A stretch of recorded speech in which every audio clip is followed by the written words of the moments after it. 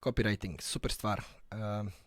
Nema boljeg nego kada možeš u tekstu približiti nešto što će neku osobu nagnuti da uvjeriš da to što ti nudiš će riješiti njezin problem. To je stvarno velika moć na kraju krajeva. I tijekom godina sam stvarno puno tih savjeta o copywritingu i pisao puno tekstova i kreirao razne kontente koji su ili za video ili za društvene mreže ili za webove ili za mailove i tako dalje.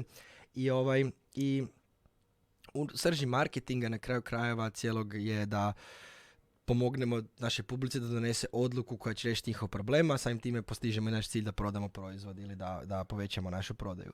Tako da je baza svega toga je zapravo neka psihologija i kako ljudi donose odluke i kako kroz riječi i komunikaciju utječemo na druge ljude i na kakvu odluku će oni donijeti, da im lakše iskomuniciramo da ono što mi nudimo je rješenje njihovog nekog problema, naravno ako to stvarno i je. Ne može, nijedan copywriting, nijedne taktike neće prodati uspješno loš proizvod, tako da pretpostavka svega toga je uvijek da promoviraš nešto što stvarno ljudima pomaže i dobra je ponuda. No, copywriting je konkretan skill, ima različitih načina kako moramo kreirati taj tekst i sav content da bismo bili učinkoviti, da bi to imalo smisla, da bi ljudi koji to vide razumjeli, aha, to stvarno je rješenje mog problema, ja to želim, a ne želim neki drugi proizvod. Tako da u ovoj edukaciji proći ćemo razne taktike koje, i čak i neke psihološke trigere koje ćemo objasniti da ti olakšamo. I naravno vidjet ćeš jako puno primjera koje će ti pomoći da zvježbaš tu vještinu, no imaj na umu da je copywriting nešto što traje, moraš dati mu vremena da razviješ. Nećeš sigurno iz prve postati super copywriter i s vremenom ćeš nekako izbaštariti svoj stil.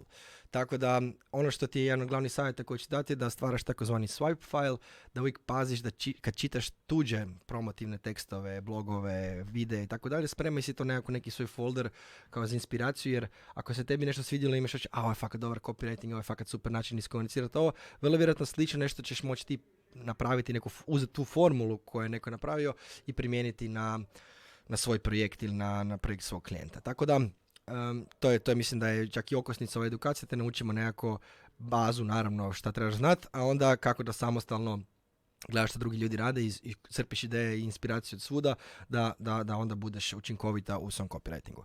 Kao i sa druge edukacije, ovoj možeš dobiti pristup tako da uplatiš tu mjesečnu članarinu, ali onda imaš pristup ne samo ovoj edukaciji, nego svim edukacijama na digitalnom superheroju, kao i drugim nekim benefitima i funkcijama same platforme. I da ti to sve olakšamo, znači kad uplatiš prvu uplatu, imaš 14 dana da odlučiš je li to za tebe ili ne, ako ne, bez ikakvih pitanja možeš dobiti natrag tu prvu uplatu i slobodno na ovoj stranici pogledaj šta smo se stavili od možda nekih besplatnih klipića koje također isto možeš vidjeti na našem Instagram profilu. Prouči sve, cijenu trenutačno možeš isto naći negdje na stranici, a na naslovnici imaš video koji ti daje upute kako da pravilno se upišeš i registriraš na digitalnom superheroju. Ako te nešto zanima o copywritingu, a možda nisi siguran da će u edukaciji biti ili želiš jednostavno nam postaviti pitanje, slobodno na dnu ispuni formu i pošalji nam to pitanje ili na kontakt formi sa strane u meniju. I to je više manje to. Ako želiš postići uspjeh u copywritingu, onda je definitivno ovo što smo pripremili ključna baza da u to i postigneš, no dajemo ti najviše još neke izvore i načine kako da samostalno si razviješ tijekom vremena i to je to.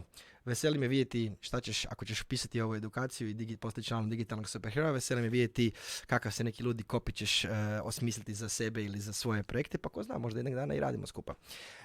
Hvala ti i vidimo se.